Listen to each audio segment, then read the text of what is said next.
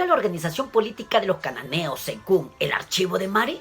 El día de hoy tocaremos este tema, no sin antes mencionar de que en el año 1933 el arqueólogo francés André Parrot descubrió la ciudad de Mari. Luego de ello, dicha ciudad pasó por la primera fase de excavaciones desde el año 1933 al 1938, encontrándose el famoso archivo de Mari. Y de los muchos hechos que allí están registrados, este documento histórico revela la sorprendente organización política de los cananeos.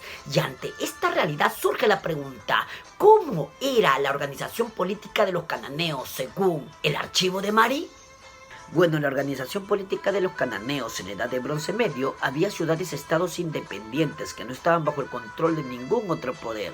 Y fue así durante unos 300 a 350 años. Estamos hablando entre los siglos XIX hasta parte del siglo XVI a.C.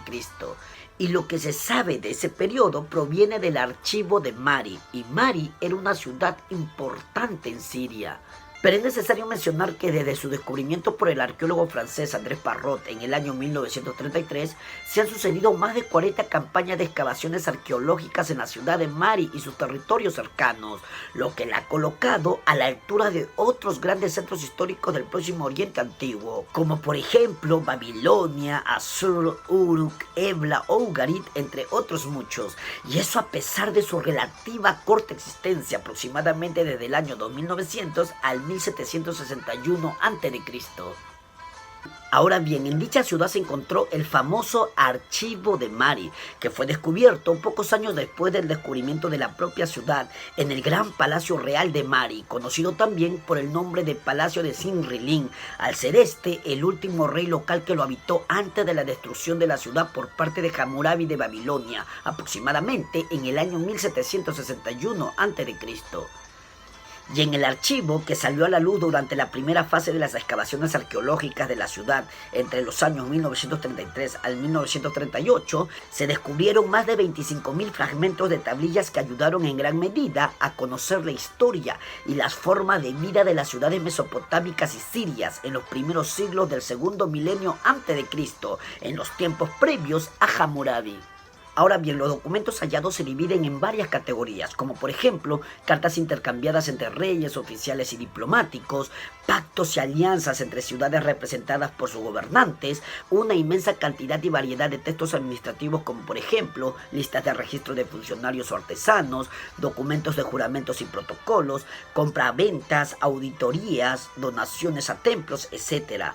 También se han hallado listas de acciones que deben ser hechas, textos jurídicos, textos literarios y muchos textos religiosos como por ejemplo los signos u oraciones. Por otra parte, la ciudad de Mari tenía una buena conexión con la ciudad cananea de Hazor, y esta conexión se menciona en unas 20 cartas diferentes en el archivo de Mari. Allí se ve que la ciudad cananea de Hazor proporcionaba muchas telas y otros productos que eran transportados desde Hazor en Israel hasta Mari en Mesopotamia.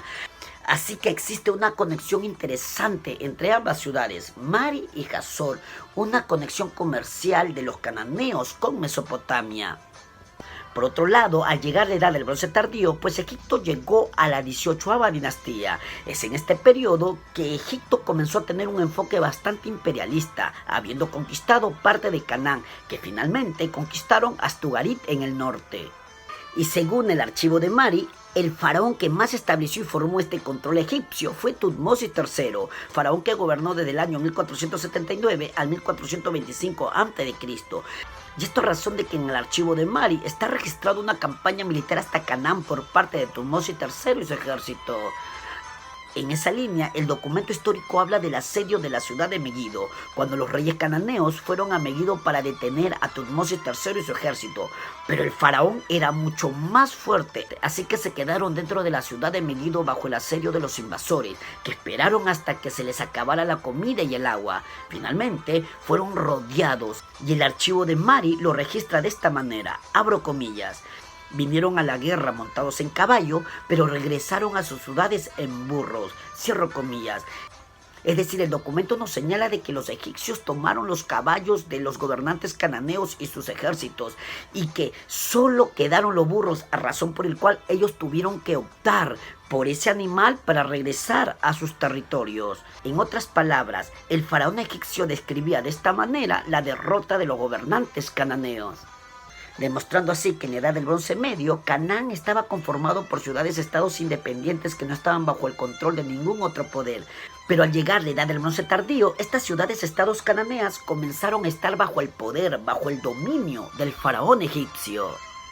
En síntesis, podemos decir de que según el archivo hallado en la ciudad de Mari, la organización política de los cananeos pasó por dos etapas. La primera, la edad del Bronce Medio, donde Canaán estaba conformado por ciudades-estados independientes que no estaban bajo el dominio de ningún poder extranjero, de ningún gobernante externo. No obstante, en la edad del Bronce Tardío, estas ciudades-estados dejaron de ser independientes a razón de que comenzaron a estar bajo el dominio, bajo el poder del faraón de Egipto.